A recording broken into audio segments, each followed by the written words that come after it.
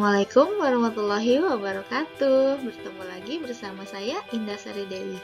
Pada kesempatan kali ini saya akan membahas tentang koneksi antar materi, yaitu kesimpulan dan refleksi pemikiran Ki Hajar Dewantara.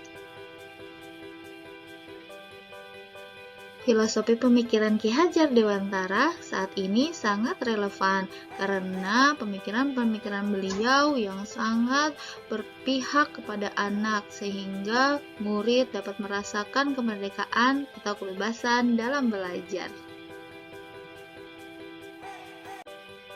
Dari pertanyaan yang pertama, apa yang Anda percaya tentang murid dan pembelajaran di kelas sebelum Anda mempelajari modul 1.1? Pembelajaran yang dilakukan di kelas hanya sebatas mentransfer ilmu.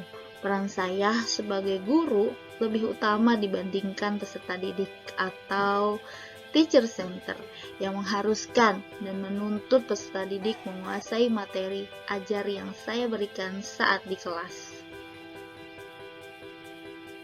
Sebelum mempelajari modul filosofis pemikiran Ki Hajar Dewantara, saya berpikir bahwa saya sudah berhasil dalam menyelenggarakan KBM sesuai dengan tuntutan kurikulum, di mana peserta didik harus menyelesaikan tugas tepat waktu tanpa harus tahu proses di balik itu, dan itu membuat peserta didik menjadi pasif.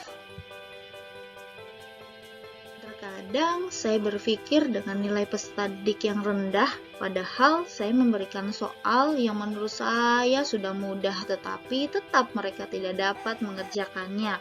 Serta saya juga lebih mementingkan aspek kognitif dibandingkan aspek keterampilan dan sikap. Saya berpikir yang penting nilai peserta didik harus mencapai KKM. Pertanyaan yang kedua, apa yang berubah dari pemikiran atau perilaku Anda setelah mempelajari modul ini?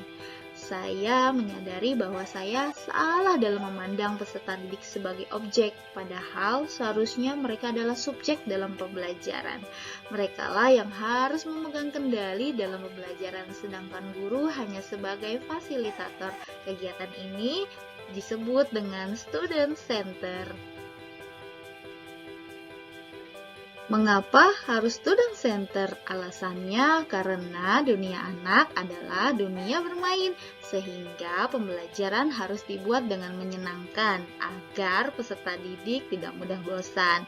Sedangkan yang kedua, guru sebagai pamong, yaitu guru dan peserta didik diibaratkan satu keluarga yang dapat saling bekerja sama satu sama lainnya.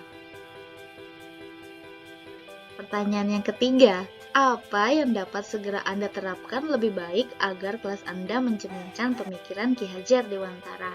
Yang pertama, saya akan merancang pembelajaran yang menyenangkan dan bermakna. Yang kedua, saya akan menjadi fasilitator, motivator, dan inspirator bagi peserta didik saya. Yang ketiga, menerapkan pembelajaran dengan student center dan active deep learning experience.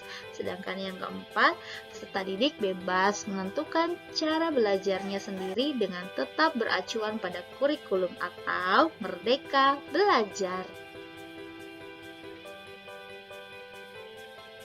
Demikianlah koneksi antar materi modul 1.1 dari saya. Terima kasih. Wassalamualaikum warahmatullahi wabarakatuh. Salam dan bahagia.